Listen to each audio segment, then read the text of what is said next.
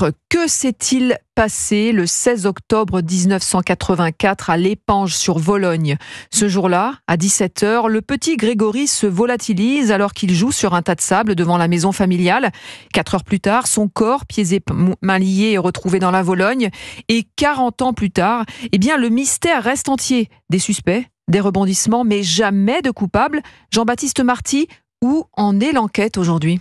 Elle avance doucement mais sûrement, notamment sur le volet scientifique. Dernière avancée majeure, l'usage de nouveaux outils plus performants pour remonter la piste des appels téléphoniques anonymes. Maître Chastan-Morand, avocate des parents de Grégory. Nous attendons de savoir s'il est possible, à partir des enregistrements du corbeau, d'identifier l'empreinte vocale du corbeau. Ensuite, pourront être faites des comparaisons avec les voix enregistrées de l'époque pour essayer d'identifier le corbeau. De nouvelles analyses de stylométrie concernant certains courriers sont aussi en cours, tout comme de nouvelles comparaisons d'ADN. En parallèle de tout cela, les auditions se poursuivent, comme l'explique Maître Chastan-Morand. Des témoins sont convoqués pour s'expliquer et répondre aux questions du président de la Chambre de l'instruction ou éventuellement des gendarmes sur demande du président de la Chambre de l'instruction. Au total, plus de 200 personnes sont de près ou de loin citées dans cette enquête, des témoignages précieux qui ont contribué aux mises en examen en 2017 des époux Jacob, grand-oncle et grande-tante de Grégory ainsi que de Muriel Boll.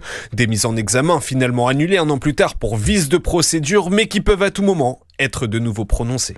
Jean-Baptiste Marty du service police-justice d'Europe 1.